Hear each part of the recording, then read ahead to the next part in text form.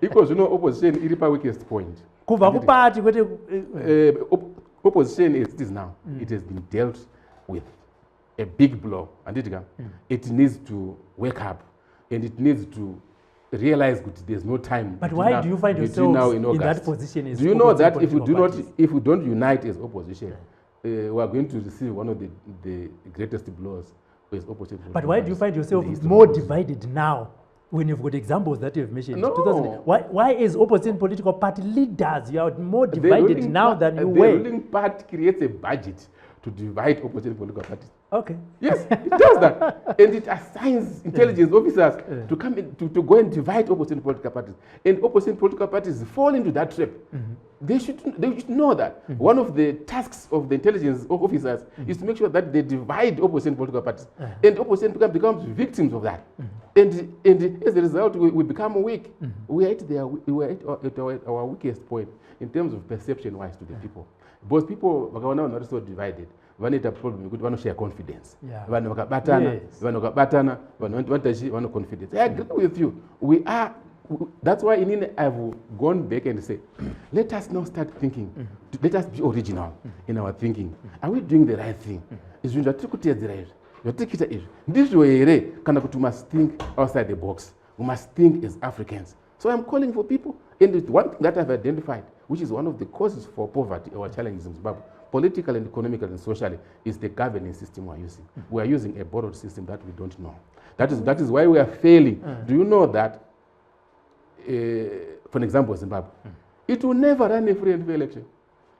Okay. It will never run it. The ruling party will never accept my reforms. Even if they accept my reforms. Reform is just a paper. The mindset will not change. The mindset is about power. There are certain entitlements which the ruling party has. They went for the war of liberation. They defeated the imperialists. They took power through the armed struggle. Unfortunately, what then happens? The former imperialists happen to side with opposition.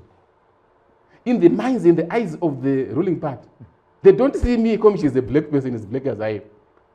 They see a person who is white who is behind me. And they say, come to. So even if I beat ZANU-PF for my election, they won't surrender power, as they've done for the last 20 years. Tsvangirai never lost a single election by anything.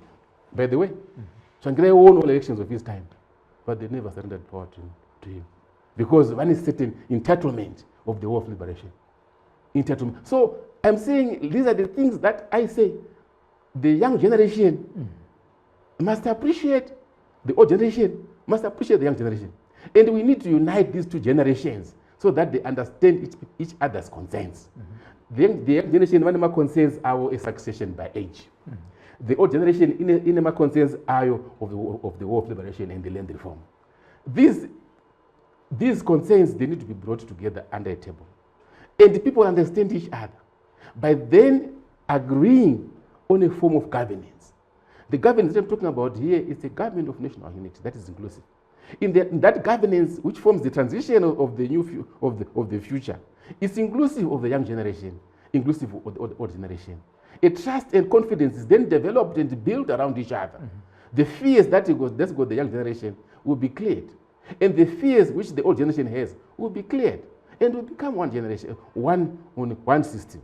If you ask the young generation right now, what do you want to do? They will tell you, to improve our lives in Zimbabwe.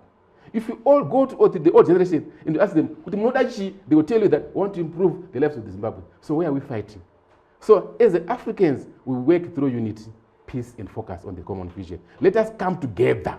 What I'm calling upon right now is the opposition party coming together with ZANU-PF and share the concerns and dialogue and form a government of national unity for the people of Zimbabwe, not for your selfish ends.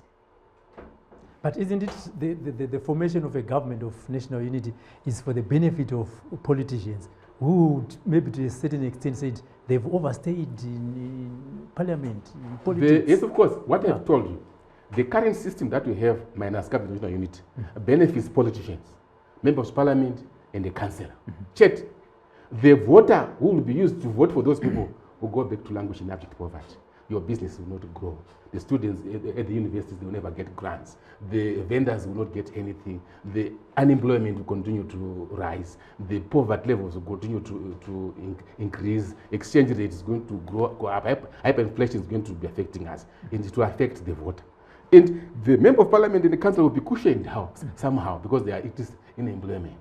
So when you form a GNU, these people still continue to benefit, the member of parliament and the council, but it will be inclusive this time around with the voter now. Senator, isn't it time? Look at the politicians that we have, members of parliament. Some of them have been in parliament since 1980. You know, and come 2023, we are seeing let me finish. We are seeing posters of the same people wanting to contest. Are you guys saying this is your career now as politicians? Do you know why we're looking at that? Yeah. It's because of the abject poverty. If we're living in riches, we will not even bother about who is there. Do you know that when you improve the economy, people, they will never bother who is the president? And they will not be bothered. Even like politicians like you, they will say, I've saved the people, let me retire from politics and concentrate yes, on because family. of the economy. Now there's no economy. So they are having their careers there because hakuna economy. Yet if we form a GNU and they will develop our economies, people will retire, will go and do business, investments and what, go into farming and so forth, so forth. Young people will not even bother to, because pama short listing is PF. Young people, 25 years, 23 years, yet kudara, you know, on our dig, they will not even bother about the elections. They will not bother to go and become members of parliament. But because you know, they are coming, because you know, we're now have a clause in the constitution which says we must have 10 youth, because it's now the only source of employment. It's because the economy is not growing. But I think the idea of bringing in youth as a quota and what is also just maybe to silence them. Yes. By the people that have been in power for quite a long time, since 1979. As long as one iti hati Senator muri wangu wacho ani makapita 2000. Imi muchatoenda chasiyari. Not 2000. But I'm saying, I'm not defending myself anyway. Yeah, I know, I'm talking about the general problem, which is there. It's because hakuna imwe basa. Then kwa kuna imwe basa, nasu no I could be living, ndoto see and then I could do something else. But hakuna. It's because that focus on the growth of the economy. Africans are not Africans, because I'm looking at the whole of Africa. Nokuti hakuna African country ikuita zvakanaka kunze kweRwanda yoga. Amwe ose tangofanana. And we are being controlled by the external forces. That is where my pain is. We are controlled by the external forces. We are not independent. We are not free. We are not thinking among ourselves. No one is. You know what I'm disappointed. Many people quote my books. Somewhere a book was written by so and so. No, that won't help us. Let us be original, innovative, and develop our own systems to not suit our environment. We went to school, Robert. We went to school.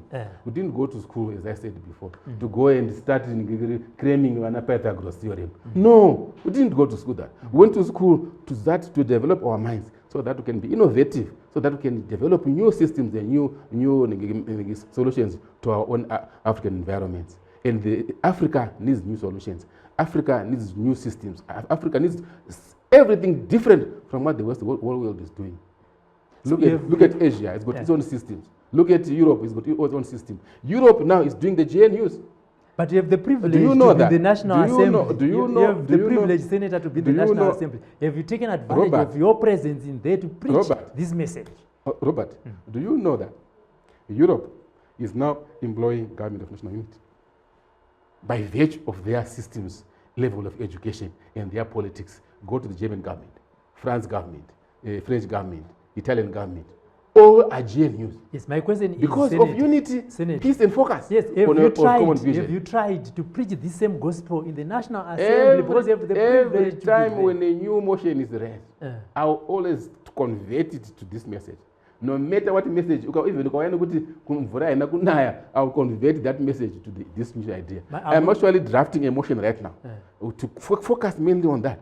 I'm going to be presenting this motion in next week to focus on this. Africans, let's think as Africans.